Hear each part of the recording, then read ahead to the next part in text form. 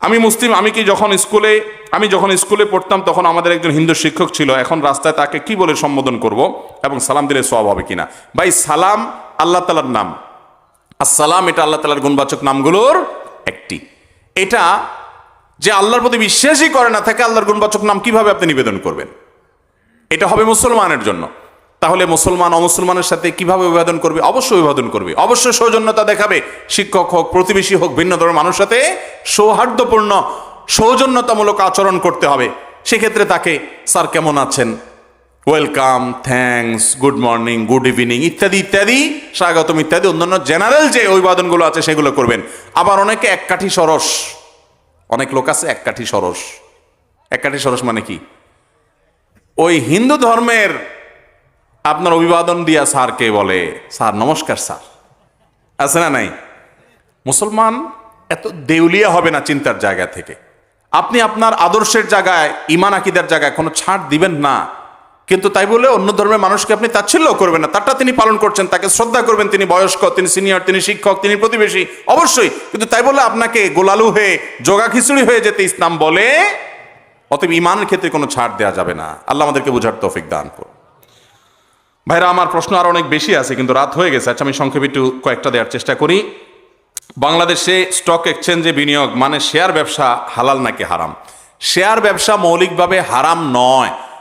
আপনি যেই কোম্পানির শেয়ার কেনাবেচা করবেন, ওই কোম্পানি যদি হালাল ব্যবসা করে, ধরুন কোনো হারাম উৎপাদন করে না, একটা কলমের উৎপাদন করে, কলমের ব্যবসা করে, হালাল কোনো প্রোডাক্ট নিয়ে কাজ করে, তো হালাল ব্যবসা হয়, তার ব্যবসা বাণিজ্য হালাল পদ্ধতিতে হয়, আরামের কিছু নাই, সেই কোম্পানির শেয়ার কেনাবেচা করা জায়েজ আছে। কিন্তু আমাদের শেয়ার ব্যবসা, শেয়ার মার্কেট এটা অনেকটা জুয়ার মতো হয়ে গেছে। বিভিন্ন সময় পত্রপত্রিকা আসে, তাই না? স্বাভাবিক কোনো গতিতে নাই। সাধারণ অবস্থা যদি থাকে তাহলে শেয়ার ব্যবসা এটা হালাল কোম্পানির শেয়ার কেনাও জায়েজ আছে, বেচাও, কিন্তু যে কোম্পানির ব্যবসা হারাম সেই কোম্পানির শেয়ার কেনা বেচা জায়েজ নাই। আমাদের এলাকায় সুদে জর্জরিত, এর থেকে বের হওয়ার জন্য কোনো রাস্তা আছে কিনা? আল্লাহ মাফ করুক, সুদ গোটা দেশটাকে ছেয়ে গেছে।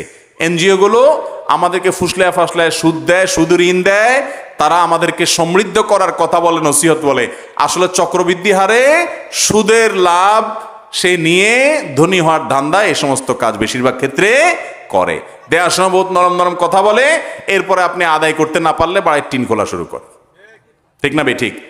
সুদকে আল্লাহ রাব্বুল আলামিন হারাম করেছেন। ভাইরা আমার, 1 কেজি কুকুরের গোশত, 1 কেজি শুকুরের গোশত রান্না করে খেলে গুনাহ হবে কি হবে না? যে সুদ খায় এরেও যদি কুকুরের গোশত রান্না করে দেন, খাবে? বমি করে দিবে।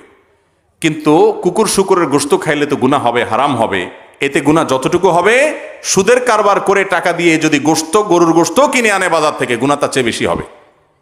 কারণ সুদকে আল্লাহ তাআলা এটাকে শুধু হারাম করেন নাই, ইয়ামহাকুল্লাহুর রিবা, সুদকে আল্লাহ ধ্বংস করবেন।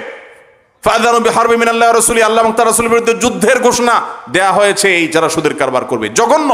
সুদের 70টা ভয়াবহ দিক আছে, এর ভিতরে সবচেয়ে সাধারণটা হলো নিজের মায়ের সাথে জেনা করার মতো নোংরামি, অসভ্যতা, বর্বরতা, জঘন্যতা, এটা সমপর্যায়ের অপরাধ সুদ। আল্লাহ তাআলা সুদের এই ভয়াবহতা আমাদেরকে বুঝার তৌফিক দান করুন।